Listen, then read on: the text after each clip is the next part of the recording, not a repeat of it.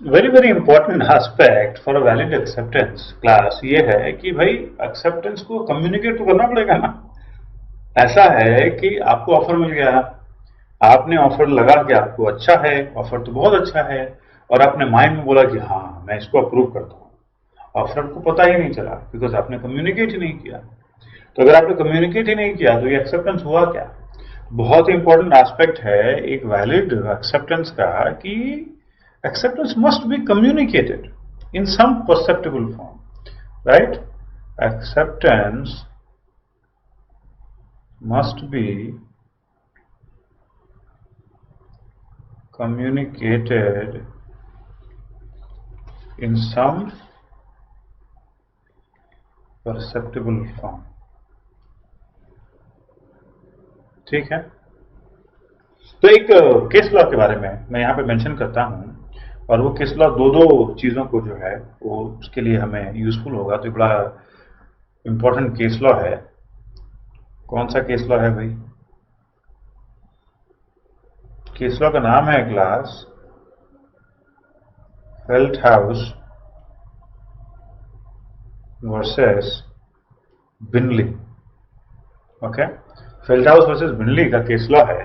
देखिए ऐसा हुआ कि फेल्टहाउस चाचा थे, अंकल, बिनले भतीजा थे, नेफ्यू। ओके, लेकिन फेल्टहाउस को जो हॉर्स, बिनली के पास खूब सारे हॉर्सेस थे। ओके, और चाचा को एक हॉर्स बड़ा पसंद था। तो चाचा जी ने क्या लिखा अपने एक नेफ्यू को कि भाई देखो, मैं ये वाला हॉर्स जो है 30 पाउंड में खरीदना चाहता हूं, और मैं अगर तुमसे कुछ भी ना सुनूं वापस, तो I will consider that this horse is mine at 30 pound. Birley जो भतीजा था, अच्छा बच्चा था, ठीक है, उसने उस दिन जो है बिरली अपने हॉर्सेस को एक ऑक्शनियर के हेल्प के थ्रू हॉर्सेस को ऑक्शन कर रहा था। ओके, तो उसने जाकर के ऑक्शनियर को कहा कि भाई देखो ये वाला जो हॉर्स है ना, इसको रिजर्व में रख दो बगल में, मेरे अंकल के लिए उनसे उनका रिक्वेस्ट आया है, तो उसको बगल में रख दो करके। ओके, लेकिन बिरली भूल गया वापस चाचा को ही कुछ बताना।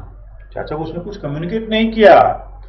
acceptance must be communicated back, right, in some perceptible form। लेकिन उसने इतना अंदर का काम किया लेकिन चाचा जी को कम्युनिकेट नहीं किया।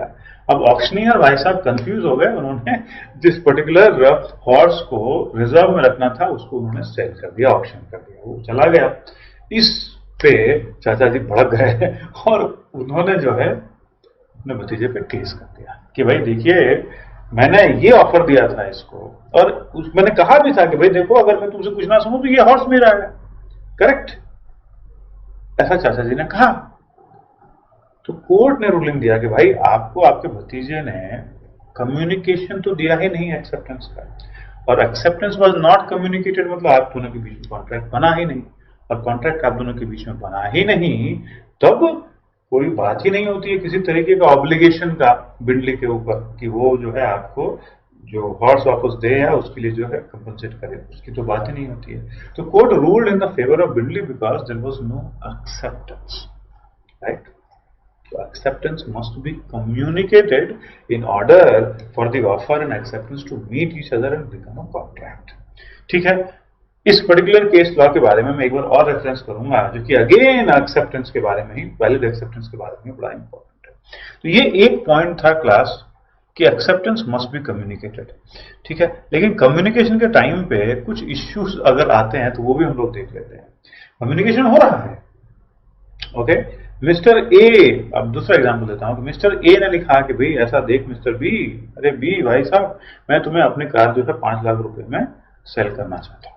उसी समय ईमेल लिख रहा है, लेट्स से ईमेल पे बात हो रही है, उसी समय पे वो ईमेल मिला नहीं मिस्टर बी को, लेकिन मिस्टर बी को कहीं से तो आइडिया आया, मिस्टर बी ने भी लिख दिया मिस्टर ए को कि I would like to buy your car at 5 lakh rupees.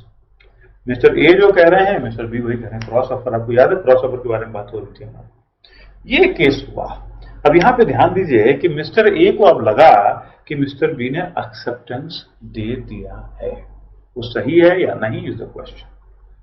ठीक है, तो ध्यान रखें कि ये एक्सेप्टेंस नहीं हो सकता है क्योंकि मिस्टर बी को ऑफर के बारे में पता ही नहीं था। तो ये स्टिल जो है मिस्टर बी की तरफ से जो आया है वो ऑफर है, और मिस्टर ए को एक्सेप्ट करना पड़ेगा, तब जाकर के ये वैलिड कॉन्ट्रैक्ट बनेगा। मिस्टर ए इसको जो है एक्सेप्टेंस मान करके आगे नहीं जा सकते हैं। ठीक है, फाइन। तो ये जरा इंपॉर्टेंट पॉइंट है, जरा नोट कर लेंगे कि देखिए एक्सेप्टेंस में कंफ्यूज नहीं कराएं। सिमिलर सा ऑफर आया है और आपको लग रहा है कि वो एक्सेप्टेंस है, लेकिन वो एक्सेप्टेंस नहीं होगा, वो वैलिड एक्सेप्टेंस नहीं होगा। Okay, so where an offer is made by कौन, the intended offering, is made by the intended offering. ठीक है, without the knowledge, without the knowledge that an offer has been made to him, that an offer has been made to him.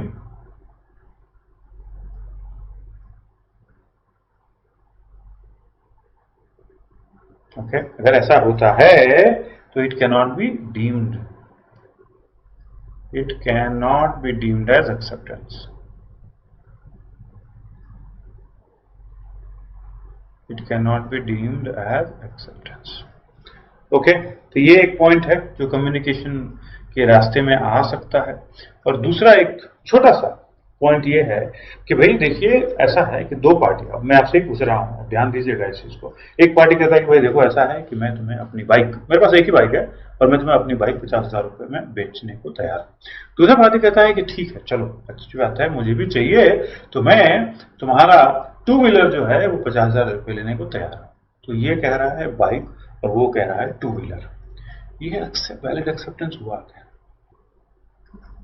दोनों same बात कर रहे हैं, हाँ overall तो कर रहे हैं, लैंग्वेज कैसा है, लैंग्वेज डिफरेंट है, तो ये वैलिड एक्सेप्टेंस हुआ क्या इज द क्वेश्चन। तो जरा ध्यान से देखिएगा कि a mere variation in language, a mere variation in language